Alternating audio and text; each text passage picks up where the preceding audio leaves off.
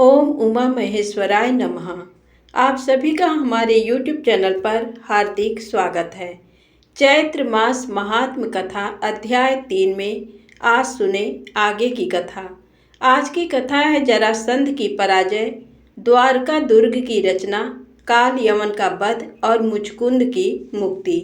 यदि आप कथा को श्रवण करते हैं तो कृपया एक लाइक अवश्य करें और चैनल को सब्सक्राइब भी करें, क्योंकि आपके लाइक से पता चलता है कि आपको कहानी पसंद आ रही है या नहीं।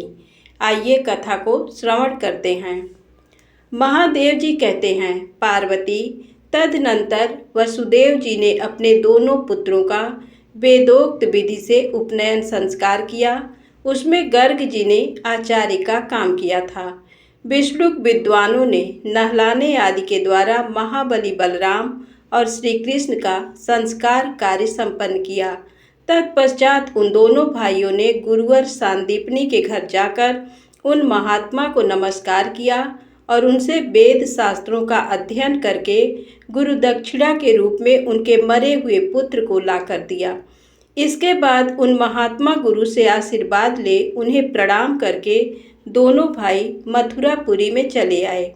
इधर श्री कृष्ण के द्वारा दुर्धर्ष वीर कंस के मारे जाने का समाचार सुनकर उसके ससुर महाबली जरासंध ने श्री कृष्ण को मारने के लिए अनेक अक्षौहिणी सेनाओं के साथ आकर मथुरापुरी को घेर लिया।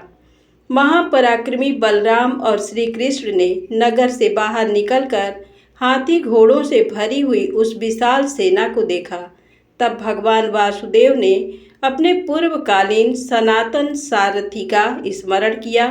उनके स्मरण करते ही सारथी दारुक सुग्रीव पुष्पक नामक महान रथ लिए आ पहुंचा। उसमें दिव्य एवं सनातन अश्व जुते हुए थे। उस रथ में शंख चक्र गदा आदि दिव्य अस्त्र शस्त्र मौजूद थे। ध्वजा के ऊपर गरुड़ चिन्ह से चिन्हित एवं फहराती हुई पताका उस देव दुर्जय रथ की शोभा बढ़ा रही थी। श्री हरि के सारथी ने भूतल पर आकर भगवान गोविंद को प्रणाम किया और आयुधों तथा अश्वों सहित वह सुंदर रथ सेवा में समर्पित कर दिया। भगवान श्री कृष्ण बड़े हर्ष के साथ उस महान रथ के समीप आए और अपने बड़े भाई बलराम जी के साथ उस पर सवार हुए। उस समय मरुदगण उनकी स्तुति कर रहे थे। भगवान ने चतुर्भुज रूप धारण करके हाथों में शंख चक्र गदा और तलवार ले ली और मस्तक पर किरीट धारण किया। दोनों कानों में कुंडल तथा गले में वनमाला धारण करके वे संग्राम की ओर प्रस्थित हुए। परम पराक्रमी बलदेव जी ने भी मूसल और हल हाथ में लेकर द्वितीय रुद्र की भांति जरासंध की सेना का संहार आरंभ किया। दारुक ने बड़ी शीघ्रता के साथ रथ को रणभूमि की ओर बढ़ाया, मानो तृण गुल्म और लताओं से आच्छादित वन में वायु प्रज्वलित अग्नि को बढ़ा रही हो। उस समय जरासंध के सैनिकों ने गदा, परिस, शक्ति और मुदगरों के द्वारा उस रथ को आच्छादित कर दिया, किंतु बहुत से तिनकों और सूखे काठ को जैसे अत्यंत प्रज्वलित अग्नि अपनी लपटों से शीघ्र ही भस्म कर डालती है, उसी प्रकार श्रीहरि ने अपने चक्र से उन सभी अस्त्र शस्त्रों को लीला पूर्वक काट डाला। तत्पश्चात उन्होंने सारंग धनुष हाथ में लिया और उससे छूटे हुए अक्षय एवं तीखे बाणों के द्वारा सारी सेना का संहार कर डाला। इसमें उनको कुछ भी आया नहीं जान पड़ा। इस प्रकार क्षण भर में ही शत्रु की सारी सेना का विनाश करके यदुश्रेष्ठ भगवान मधुसूदन ने अपना पांचजन्य शंख बजाया, जिसकी आवाज प्रलयकालीन वज्र की भीषण गर्जना को भी मात करती थी। शंखनाद सुनते ही शत्रु पक्ष के महाबली योद्धाओं के हृदय विदीर्ण हो गए। ये घोड़े हाथियों के साथ ही गिरकर प्राणों से हाथ धो बैठे। इस प्रकार रथ, हाथी और घोड़े सहित संपूर्ण सेना का केवल भगवान श्री कृष्ण ने ही सफाया कर डाला। अब उस सेना में कोई वीर जीवित न बचा। तब संपूर्ण देवता प्रसन्न चित्त होकर भगवान के ऊपर फूल बरसाने और उन्हें साधुवाद देने लगे। इस प्रकार पृथ्वी का सारा भार उतारकर देवताओं के मुँह से स्तुति सुनते हुए भगवान धरणीधर की उस युद्ध के मुहाने पर बड़ी शोभा हुई। अपनी सेना को मारी गई देख खोटी बुद्धि वाला पराक्रमी वीर जरासंध तुरंत ही बलराम जी के साथ लोहा लेने के लिए आया। वे दोनों ही वीर युद्ध से पीछे हटने वाले नहीं थे। उनमें बड़ा भयंकर संग्राम हुआ। बलराम जी ने हल उठाकर उससे जरासंध के सारथी सहित रथ को चौपट कर डाला और महाबली जरासंध को भी पकड़कर वे मूसल उठा उसे मार डालने को तैयार हो गए। जैसे सिंह महान गजराज को दबोच ले, उसी प्रकार बलराम जी ने नृपश्रेष्ठ जरासंध को प्राण संकट की अवस्था में डाल दिया। ये देख भगवान श्री कृष्ण ने अपने बड़े भाई बलराम जी से कहा, भैया इसका वध न कीजिए। इस प्रकार महामती धर्मात्मा श्री कृष्ण जरासंध को छुड़वा दिया। श्री कृष्ण के कहने से अविनाशी और संकर्षण शत्रु को छोड़ दिया। इसके बाद वे दोनों भाई रथ पर बैठकर मथुरापुरी में लौट आए। उधर जरासंध महापराक्रमी कालयवन के यहाँ गया। कालयवन के पास बहुत बड़ी सेना थी। वहां पहुंचकर उसने वसुदेव के दोनों पुत्रों के पराक्रम का वर्णन किया। दानवों का वध, कंस का मारा जाना, अनेक अक्षौहिणी सेना का संहार तथा अपनी पराजय, श्री कृष्ण के सारे चरित्रों का हाल कह सुनाया। यह सब सुनकर कालयवन को बड़ा क्रोध हुआ और उसने महान बली एवं पराक्रमी म्लेच्छों की बड़ी भारी सेना के साथ मथुरा पर आक्रमण किया। मगध राज के महाबली सैनिक भी उसकी सहायता के लिए आए थे। जरासंध को साथ लेकर महान अभिमानी कालयवन बड़ी तेजी के साथ चला।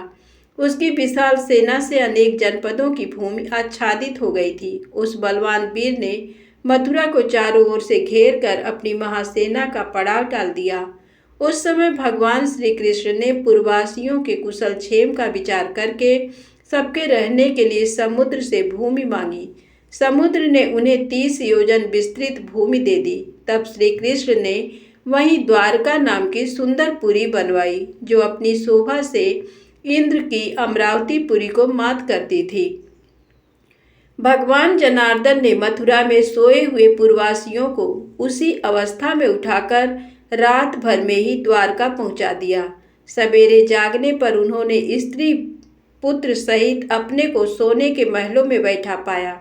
इससे उनके आश्चर्य का ठिकाना न रहा।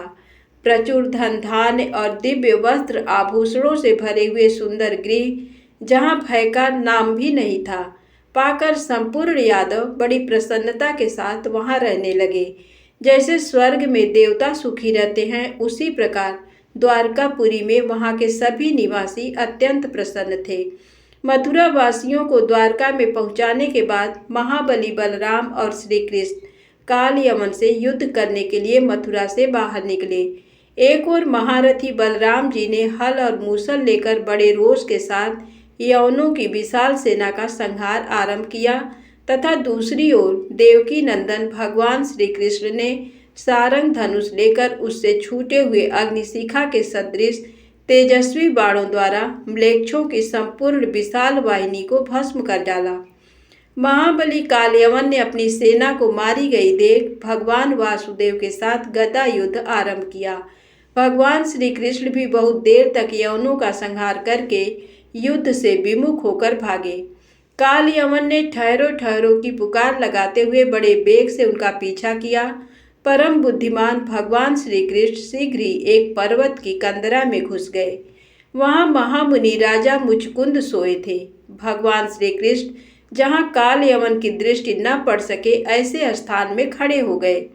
कालयवन भी महान धीर वीर था। वह हाथ में गदा लिए श्री कृष्ण को मारने के लिए उस कंदरा में घुसा।